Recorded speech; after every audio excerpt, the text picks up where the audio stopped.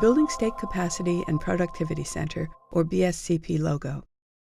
The BSCP Center presents Meeting the ESSA Financial Transparency Reporting Requirement, Using Student-Based Allocation to Improve Equity, a presentation recorded on February 9, 2017, in Washington, D.C. Image of the speaker, Weston Young. Weston Young from Indianapolis Public Schools explains how his district is using student-based allocation, SBA, to facilitate more equitable distribution of resources among schools. We've changed the budget process, so we know, okay, this is what we have, but we've changed the budget process as well, where we now understand that in the historical context, this may have been a complacent, it just happened to be that way over the course of years, to a more strategic budgeting process, which for fiscal year 17-18, so the one coming up, we're going to be implementing student-based allocation. 25% of the kids in the U.S. are taught by districts that utilize student-based allocation. You can choose how you distribute the dollars, but the big piece of what IPS is doing is saying the district is not the unit of change, it's the schools. And so putting the flexibilities, so not just addressing equity and transparency through a formula, but creating a support network at the central level to drive flexibilities at the school level for their decision-making is our desire. In our formula, which you can go to the MyIPS board sites and see a lot of the presentation decks and how we've engaged the board publicly. Our weights are informed by data. They are an attempt to stay simple and not dilute and have so many weights that it doesn't provide enough dollars to every school. So we have a base weight that every student would get. We have a grade weight. So we have, if you're a kindergarten student, first grade student, second grade student, seventh grade student, or ninth grade student, there's a separate weight for those. Those are all informed by data and a strategic plan that emphasizes early learning literacy. So we're focusing on the K1 through 2. We've got a strategic plan that literally highlights the middle school performance gaps among all the other ranges of our K-12 spectrum. And then also the strategic plan also highlights and wants to enhance the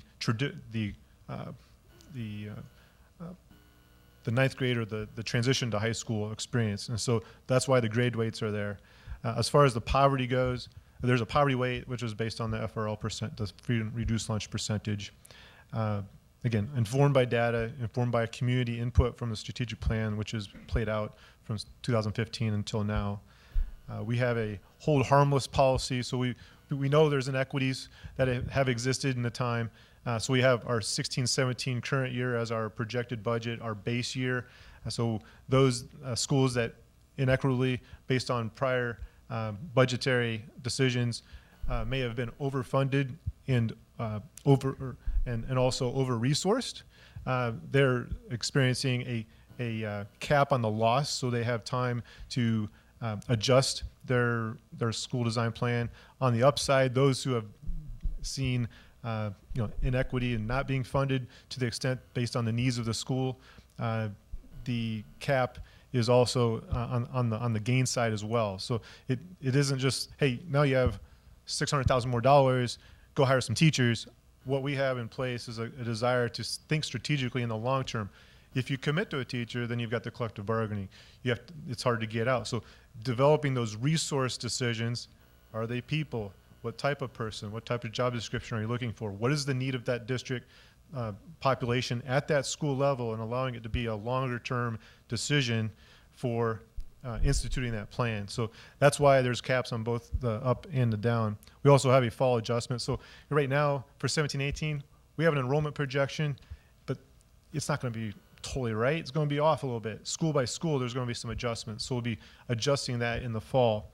And then also for allocation of our resources, a big part of the budget that is actually in the discretionary use of the principal and the school leadership team is salaries and benefits. And so the question is it actual or is it average salary? And so we've much like every other SBA school has gone down the average salary route for a number of reasons. One being that we want to incentivize schools to be focused in on the quality of the hire versus the dollars and the cents that associate with that hire. This podcast is in the public domain. While permission to reprint is not necessary, links to the podcast should be cited as BSCP Center Producer, 2017, February 9, Meeting the ESSA Financial Transparency Reporting Requirement, Using Student-Based Allocation to Improve Equity, podcast. Retrieved from http://bscpcenter.org. This podcast can be viewed on www.bscpcenter.org.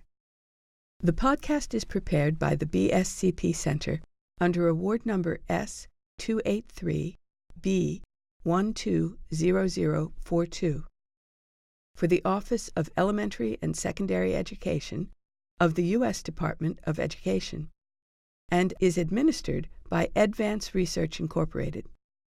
The content of the podcast does not necessarily reflect the views or policies of the Office of Elementary and Secondary Education or the U.S. Department of Education, nor does mention of trade names, commercial products, or organizations imply endorsement by the U.S. government. The BSCP logo.